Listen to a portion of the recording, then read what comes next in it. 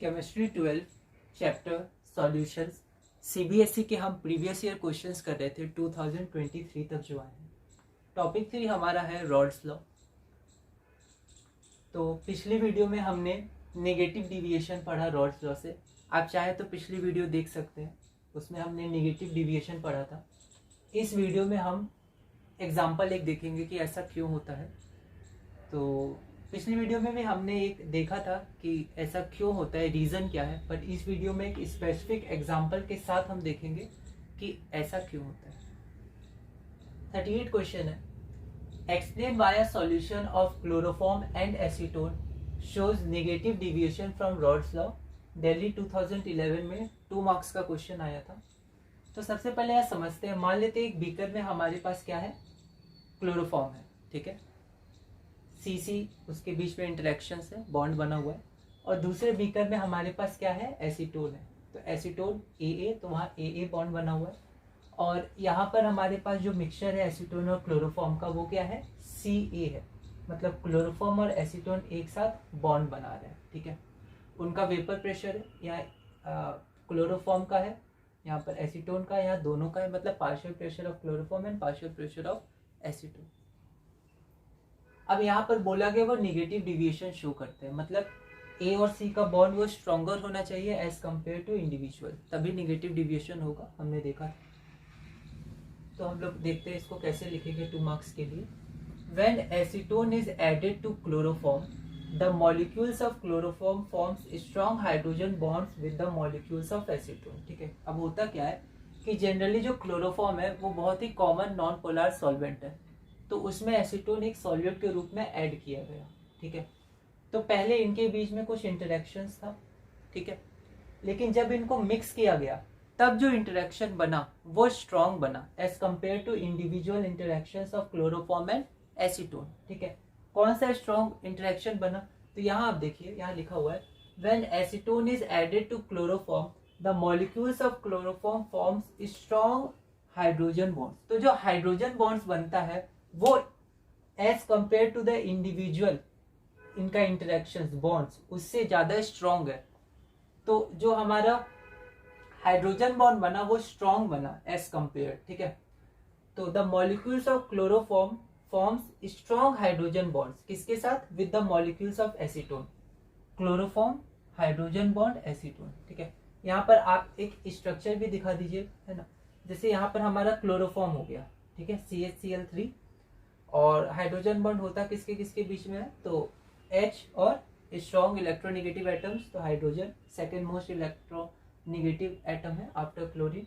तो हाइड्रोजन और ऑक्सीजन इनके बीच में हाइड्रोजन बॉन्ड होगा, और ये स्ट्रक्चर है एसीटोन का, COCH3 तो यहाँ पर जैसे मैंने इसको ब्लैक से दिखाया, आप बोर्ड में ब्लैक से भी दिखा सकते हैं, ब्लू से भी दिखा सकते हैं, ठीक है। तो मैंने यहाँ ब्लैक पेन से मार्कर से दिखाया है। तो ये हाइड्रोजन बॉन्ड है, तो इन दोनों के बीच जो इंटरेक्शन है हाइड्रोजन बॉन्ड के थ्रू वो स्ट्रॉन्ग है as compare to individual interactions, ठीक है। तो इसके कारण क्या होता है, इसके कारण ये बॉन्ड स्ट्रॉन्ग बनता है, तो वेपर में जाने की टेंडेंसी कम होती है, क्योंकि वेपर में जाना है तो बॉन्ड ब्रेक करना है।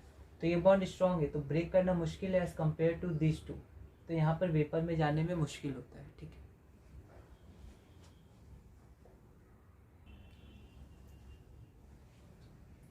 As a result, this decreases the escaping tendency. Decrease किस में होता है, escaping tendency में, of molecules for each component, which leads to the decrease of vapor pressure. तो each component में escaping tendency decrease होता है।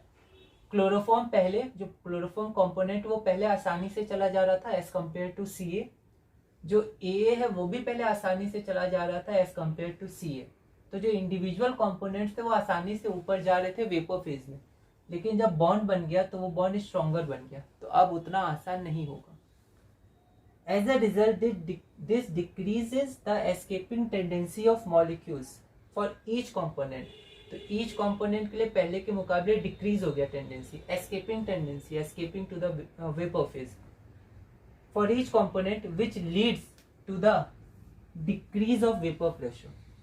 तो जब वेपर में जा ही नहीं पा रहे हैं तो प्रेशर नहीं लगा पाएंगे वॉल्स ऑफ कंटेनर पे, है ना।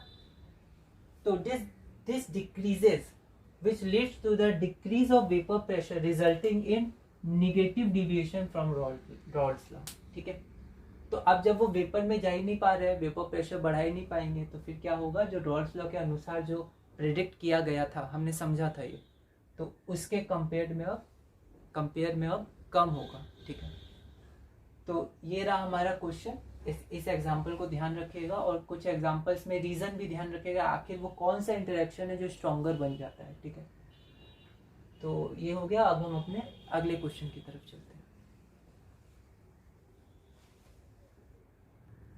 तो ये हमारा क्वेश्चन नंबर 39 है। क्वेश्चन नंबर 39 क्या कह रहा है कि non ideal solutions exhibit either positive और negative deviation from Raoult's law. ठीक है, करेक्ट स्टेटमेंट है। What are this deviations and why are they caused. ठीक है, तो ये डिविएशन क्या होते हैं और क्यों कॉज होते हैं। ठीक है, explain with the help of one example for each type. तो एक्चुअली ये क्वेश्चन दो क्वेश्चन का मिक्सचर है जो हमने पहले ही कर लिया है। पॉजिटिव डिवीजन के लिए वीडियो आप रॉड्स लॉ 3.8 देख सकते हैं, जिसमें हमने पॉजिटिव डिवीएशन को एक्सप्लेन किया है। तो जो वहां लिखा है बिल्कुल वही इस क्वेश्चन में भी लिखना है। ठीक है, उस क्वेश्चन में क्वेश्चन क्या था, पॉजिटिव डिवीएशन के बारे में बताना था, तो वहां पर मैंने पॉजिटिव डिवीएशन के बारे में बताया है और साथ में रीजन भी दिया है। उस क्वेश्चन में रीजन नहीं पूछा था, पर फिर भी मैंने एग्जाम्पल में रीजन लिखा था कि ए बी का जो इंटरेक्शन होता है वो वीकर होता है एज कम्पेयर टू ए और बी बी। इसलिए जो ए बी का इंटरेक्शन वीक होने के कारण मॉलिक्यूल्स आसानी से वेपर फेज में जा सकते हैं और वेपर प्रेशर इंक्रीज हो जाता है एज कम्पेयर टू रॉड्स। ठीक है, तो आप वीडियो 3.8 से वो लिख सकते हैं और उस क्वेश्चन में भी एग्जाम्पल पूछा गया था तो उसमें भी एग्जाम्पल लिख सकते हैं। डेल एच मिक्स उसमें पूछा गया था पर डेल एच मिक्स इसमें नहीं पूछा गया, तो उसको छोड़ के 3.8 में जो भी थ्योरी थी 3 लाइन, तो वो आप इसमें लिख सकते हैं। ठीक उसी तरह नेगेटिव डिविएशन भी इसमें पूछा गया और नेगेटिव डिविएशन के एक अलग क्वेश्चन ही आया था। आप उसको वीडियो रॉड्स लॉ 3.10 से देख सकते हैं, बिल्कुल सिमिलर क्वेश्चन था। उसमें भी जो थ्योरी है आपका पहले बताया गया नेगेटिव डिविएशन है क्या, उसके बाद वो क्यों कॉज होता है, क्योंकि ए बी का जो रिजल्टिंग इंटरेक्शन होता है वो स्ट्रॉन्गर होता है, तो आसानी से वेपर फेज में नहीं जाते हैं। ठीक है, तो इसलिए टोटल वेपर प्रेशर डिक्रीज हो जाता है as compare to Raoult's law, जो रॉड्स लॉ प्रेडिक्ट किया था उससे। ठीक है, तो आप वीडियो रॉड्स लॉ 3.10 से नेगेटिव डिविएशन के बारे में थ्योरी लिख सकते हैं। पहली 3 लाइन एग्जाम्पल तक, डेल एच मिक्स पूछा नहीं गया है और एग्जाम्पल हो गया, दोनों का हो गया। ठीक है, तो एक्चुअली ये दो क्वेश्चन का मिक्सचर है ये क्वेश्चन, जो ऑल इंडिया 2011-2010 में 2 मार्क्स का पूछा गया था।